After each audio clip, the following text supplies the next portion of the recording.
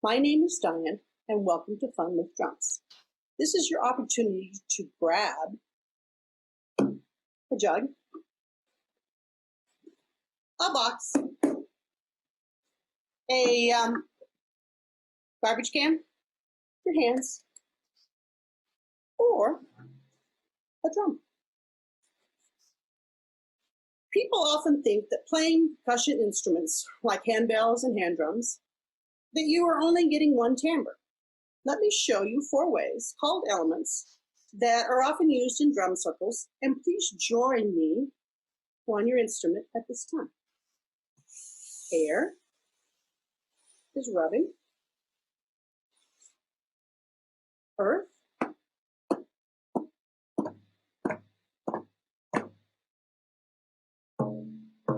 Water. And fire.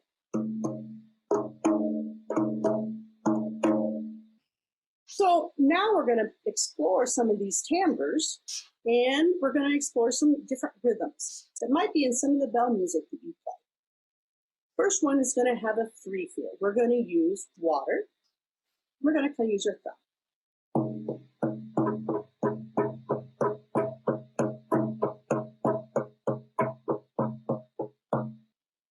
The next one we're going to feel is we're going to do that same triplet feel, but we're going to put it on fire.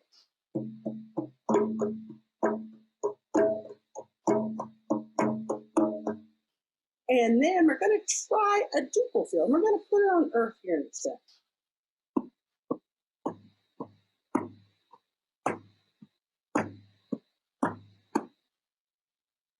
Do you have any idea what piece of music those rhythms might be in?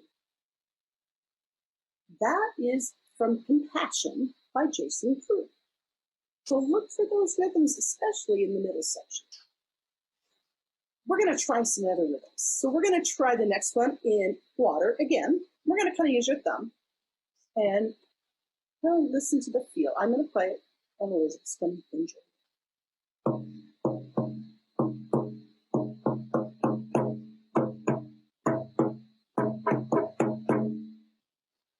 Good. Little different feel. We're going to play this one in the center on earth.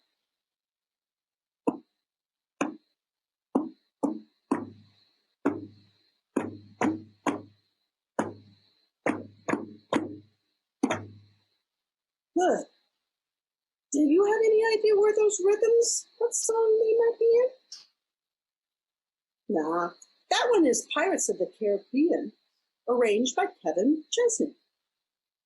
We're going to try something else. Let's see. We're going to try it back on fire. So listen, and then Elizabeth's going to join in. You can join in.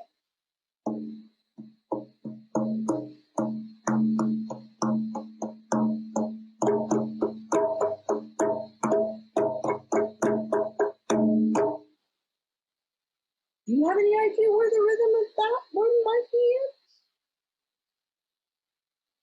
in? That's Acclamation in G minor by Karen Thompson. Oh, we have one more rhythm.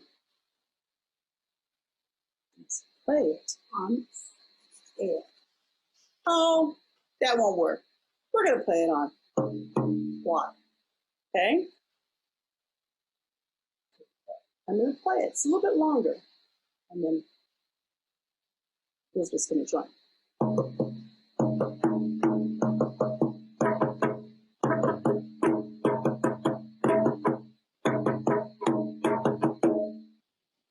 Good. Thank you. Do you have any idea where that rhythm might be in?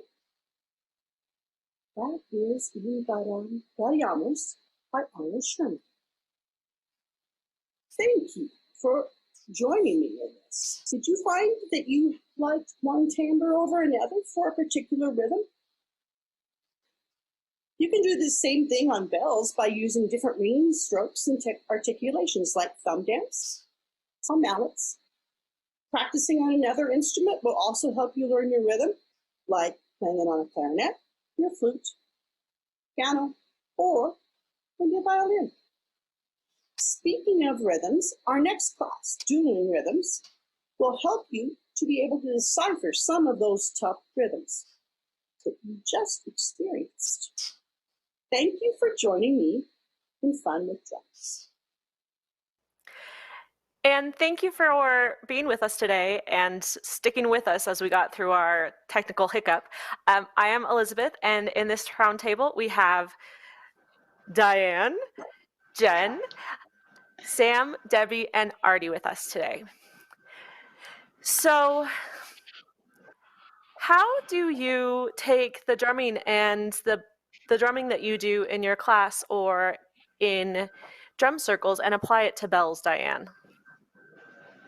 One way is practicing rhythms. So if you have a difficult rhythm or a pattern that you like, that you want to practice, put it on your drum, pick a different timbre of the drum,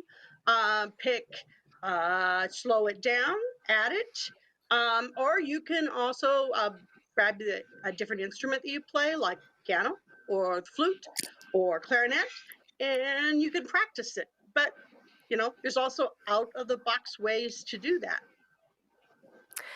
So this is to the whole panel, and we'll take turns. How do you guys like to practice those challenging rhythms that tend to show up in our music? Let's go to Artie. Well, one thing I like to do, I use body percussion a lot, and I like to separate it with my right and the left hand, so I know what it is. Like when I'm playing, and I always look at the whole rhythm from the beginning. So I go da da da da. Da, da, da, da, and I could feel it on me. And if I could feel it on me, it really helps me internalize it a lot more.